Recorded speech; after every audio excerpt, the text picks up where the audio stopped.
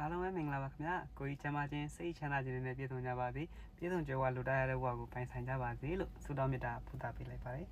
ကျွန်တော်ကတော့ဘန်ကောက်မှာကားဝန်ဆောင်မှုပေးနေတဲ့တီချဲသားတော်တယောက်ဖြစ်ပါတယ်ခင်ဗျာအပေါ်မှာလိုမျိုးတီချဲရဲ့ comment ကိုရရှိဘူးတဲ့ AC မိသားစုဝင်တွေဆိုလို့ရှိရင်ဘယ်လောက်ထိပြောကြမလဲဆိုတာခံစားဘူးကြလိမ့်မယ်လို့ကျွန်တော်ယုံကြည်ပါတယ်ကျွန်တော်လည်းအရန်ကိုပျော်ရွှင်နေပါတယ်ပေါ့နော်ပျော်ရွှင်လို့လည်းဘာပြောလို့ပြောရမှာမသိဘူးဘာဖြစ်လို့လဲဆိုတော့ကျွန်တော်ကစကားပြောရမှာကြမ်းကြောက်တယ်ဗီဒီယိုရရမှာရမ်းကြောက်ပါတယ်အဲ့အတွက်ကြောင့်မလို့ဒီချဲ comment ကို reply ပြန်ဖို့ကြံ့ကြသွားတဲ့အတွက်ဒီချဲတောင်းပန်ပါတယ်ဒီချဲဒါဒီဗီဒီယိုကဒါတော့ပထမဆုံးဗီဒီယိုဖြစ်တဲ့အတွက်အမှားတွေပါရင်လည်းခွင့်လွှတ်ပေးပါလို့တောင်းပန်ပါတယ်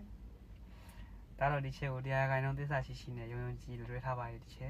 ရဲ့ဆောင်ရှောက်မှုတွေကိုအပြည့်အဝခံယူပါတယ်ဒါတော့ဆောင်ရှောက်ပေးပါဒီချဲပြောသလိုမျိုးဒါတော့အောင်မြင်နေပါပြီဒီထက်ပိုပြီးအောင်မြင်အောင်လည်းဒါတော့ကြိုးစားနေပါတယ်ဒီချဲအခုဆိုလို့ရှိရင်ဒါတော့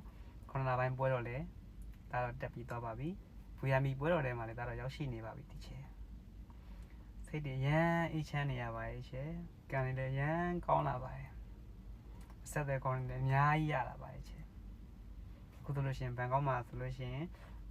ဒါတော့ကိုရှိုင်းတို့သမီးတော်မဆူပြေးတို့သူတို့တွေနဲ့ခင်မင်းရင်းနှီးခွင့်လည်းရတယ်ဟိုတနေ့ကဆိုလို့ရှိရင်ဒါတော့အပြင်မှာသွားပြီးတော့စူတောင်းဒိတ်ထန်တွေလည်းသွားပြကြတယ်မုန်းတွေလည်းအတူတူစားကြတယ်ရှမ်းကိုပြောဖို့ကောင်းပါရဲ့ချေAC မိသားစုဝင်တွေအားလုံးကအရန်ကိုချစ်ဖို့ကောင်းကြပါတယ်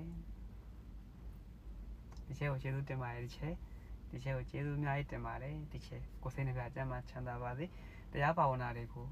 အေးချမ်းနဲ့ပွားများနိုင်ပါစေပွားများအားထုတ်နိုင်ပါစေဒီချဲဒီဗီဒီယိုလေးကိုကြည့်ရှုနေသူအားလုံးရော AC မိသားစုဝင်အားလုံးရောကိုစိတ်နှပြကျမ်းမှာချမ်းသာကြပါစေအစားအစာရအဆင်ပြေကြပါစေလို့ဆုတောင်းမေတ္တာပို့သပေးလိုက်ပါတယ်ခင်ဗျာအားလုံးကျေးဇူးတင်ပါတယ်